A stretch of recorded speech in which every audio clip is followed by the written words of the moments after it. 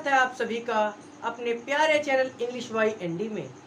आज हम आपको इंटर के कुछ बच्चों के लिए महत्वपूर्ण क्वेश्चन लेकर आएंगे, कुछ महत्वपूर्ण डेरिवेशंस जो कि परीक्षा के दृष्टिकोण से बहुत ही इंपॉर्टेंट है। पहला लेसन है आपका वैद्युत आवेश एवं क्षेत्र, उससे रिलेटेड कुछ ऐसी चीजें हैं जो बहुत ही इंपॉर्टेंट परीक्षा की दृष्टिकोण से हैं। ये कभी कभी 3-4 नंबर में ही जाती हैं, तो इन्हीं को हम डेरिवेशंस को प्रूव करना आज आपको बताएंगे। क्वेश्चन क्या है का वैद्युत द्विध्रुव के कारण अक्षीय स्थिति में किसी बिंदु पर वैद्युत क्षेत्र की तीव्रता के सूत्र का निगमन करना है, हमको प्रूव करके देना है। तो अब क्या करेंगे, सबसे पहले हम इसको प्रूव करने के लिए आपको थोड़ा सा फिगर से समझाते हैं कि मान लिया कोई हमारे पास वैद्युत द्विध्रुव ए बी है, हमारे पास वैद्युत द्विध्रुव ए बी है, ए और बी।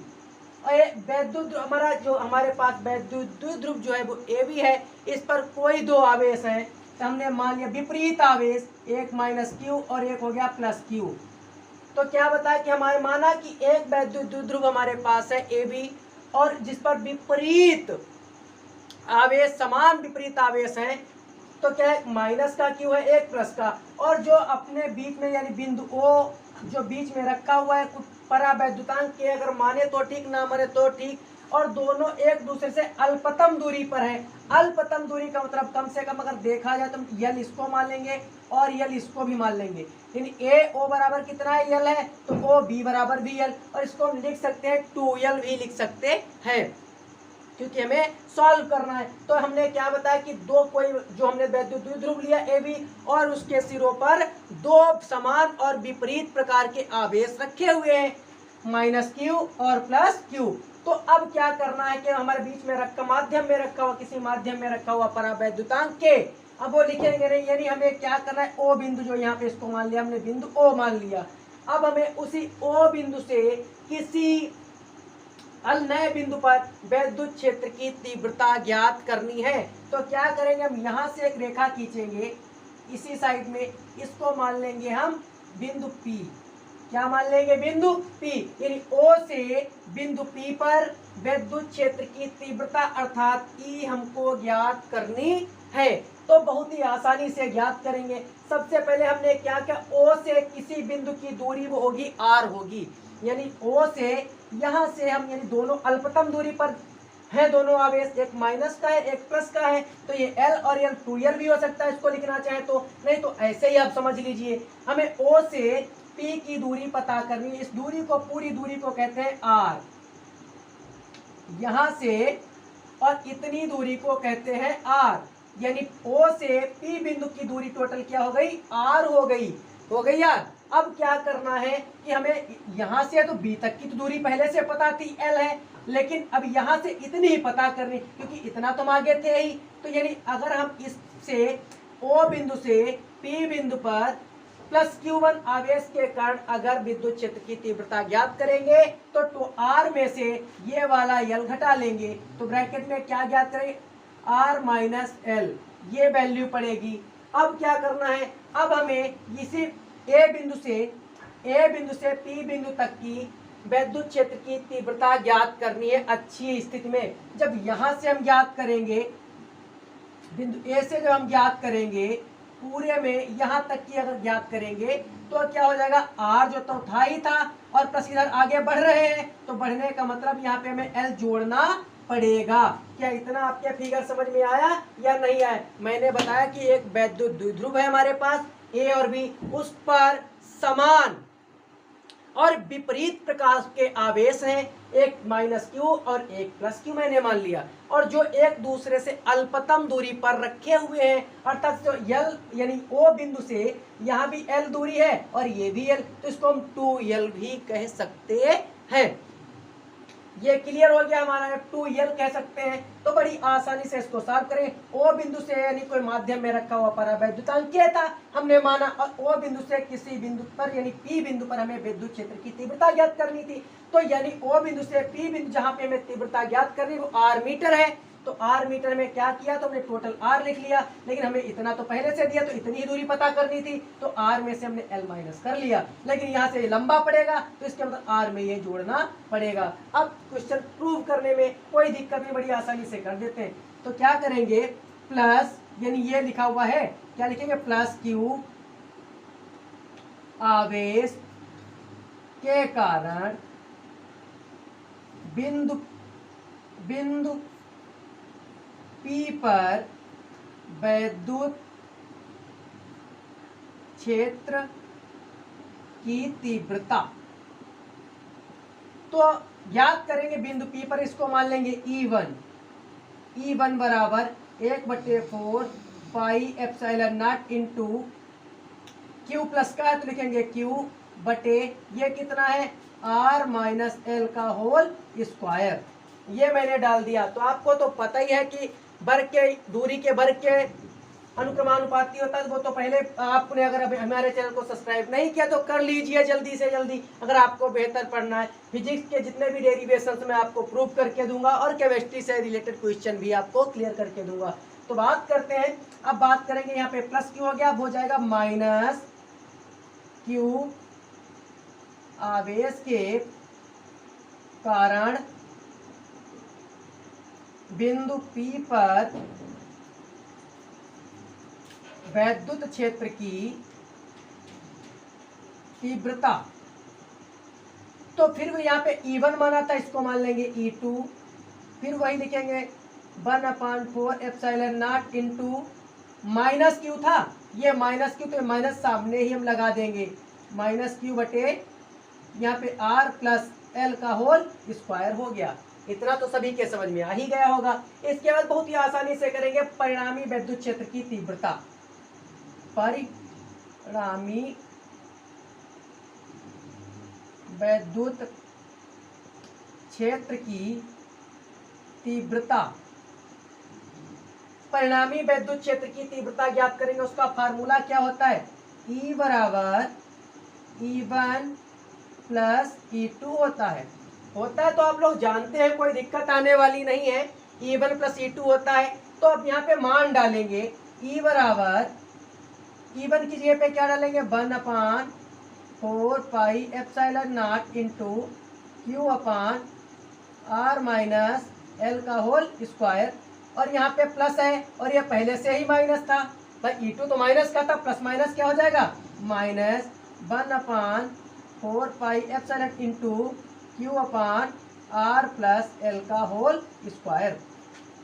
इतना तो आपके समझ में आ ही गया होगा कि अब क्या करेंगे, यहाँ पे दोनों पक्षों में देखेंगे 1/4 पाई एप्सिलॉन नॉट दोनों में पाया गया, यहाँ पे ये प्लस में और ये माइनस में, और Q दोनों तरफ है। तो हम क्या करेंगे, यहाँ पर आपका Q E बराबर Q बटे 4 पाई एप्सिलॉन नॉट को हमने कॉमन ले लिया, Q और 4 पाई एप्सिलॉन नॉट को कॉमन ले लिया, ब्रैकेट में क्या बचा हमारे पास, 1/R माइनस एल का होल स्क्वायर और माइनस 1/R प्लस एल का होल स्क्वायर, ये बचा है। अब दोनों ये जुड़ेंगे घटेंगे कब, तो आपको चार्ट में ही पढ़ा था कि क्या होता है। तो इनको हर बराबर करने के लिए ऊपर नीचे और नीचे नीचे गुणा करेंगे हम।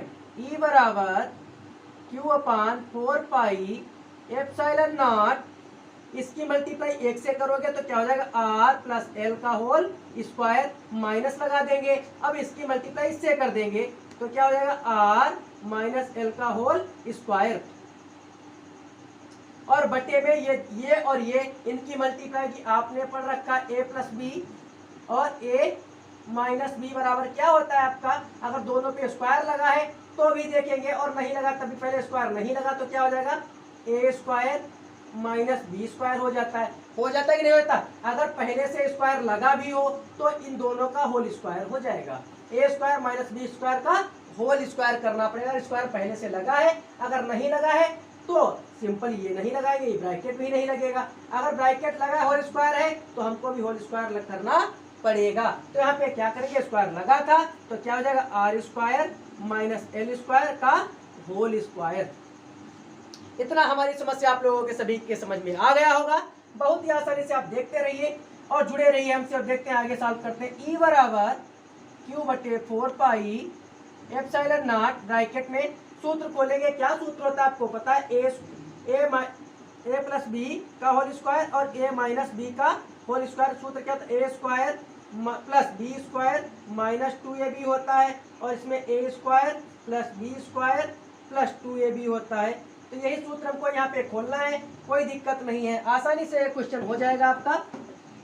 थोड़ी सी भी दिक्कत इस डेरिवेशन में आपको नहीं होगी। तो यानी आर है तो आर का स्क्वायर मैंने किया प्लस एल का होल स्क्वायर मैंने किया प्लस 2RL, क्योंकि ए की जगह पे आर है 2ab नहीं लिख सकते, 2RL मैंने लिख दिया और ये माइनस माइनस लगा दिया। अब ब्रैकेट में क्या है आपका, फिर से लिखेंगे आर स्क्वायर प्लस एल का होल स्क्वायर माइनस 2RL, इधर भी मैंने लिख दिया और बटे में क्या, फिर तो वही रहेगा R square minus L square का होल स्क्वायर।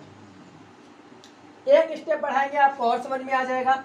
ई बराबर क्यू बटे 4 pi epsilon naught R bracket R square plus L square plus 2RL minus, ये प्लस का है अंदर तो हो जाएगा माइनस का, ये प्लस का है तो प्लस माइनस माइनस, ये भी माइनस का हो जाएगा और ये माइनस का था तो माइनस माइनस क्या हो जाएगा प्लस का 2RL।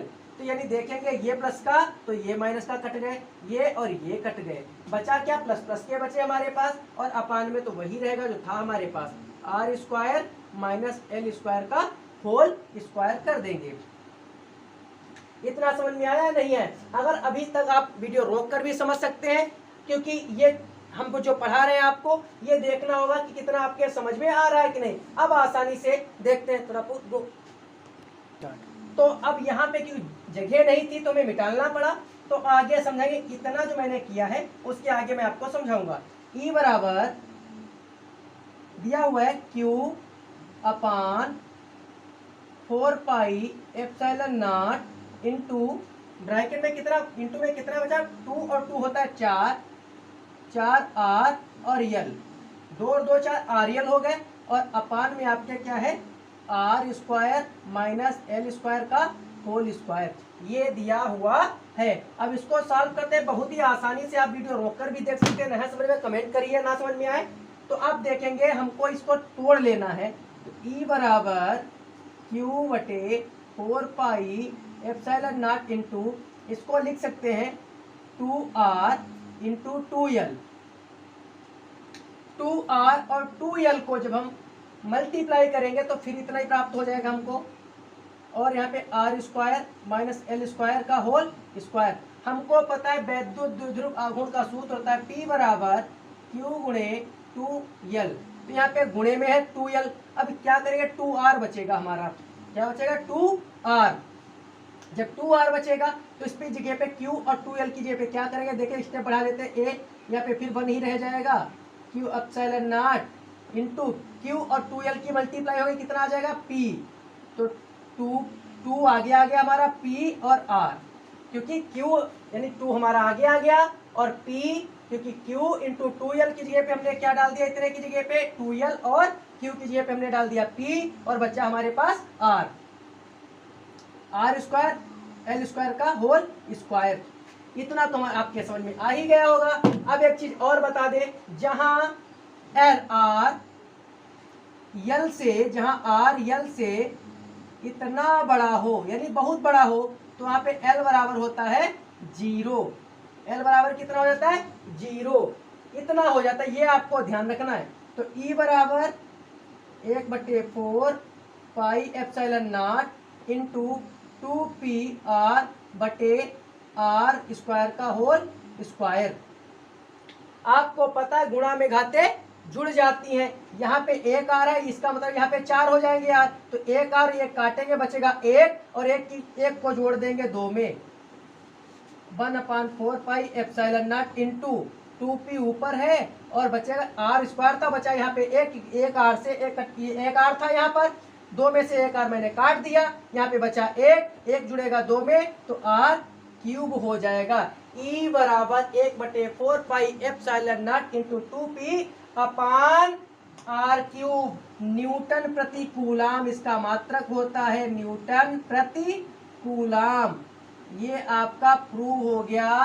वैद्युत द्विध्रुव के कारण अक्षीय स्थिति में किसी बिंदु पर वैद्युत क्षेत्र की तीव्रता के सूत्र का निगमन हो गया है। अगर आपने अभी तक हमारे चैनल को सब्सक्राइब नहीं किया है तो सब्सक्राइब करिए, अपने दोस्तों को बताइए। बेहतर तरीके से आपको फिजिक्स सीखनी है तो जुड़े रहिए। अब जल्द से जल्द आपके लिए लेकर आएंगे निरक्षीय स्थिति में विद्युत क्षेत्र की तीव्रता।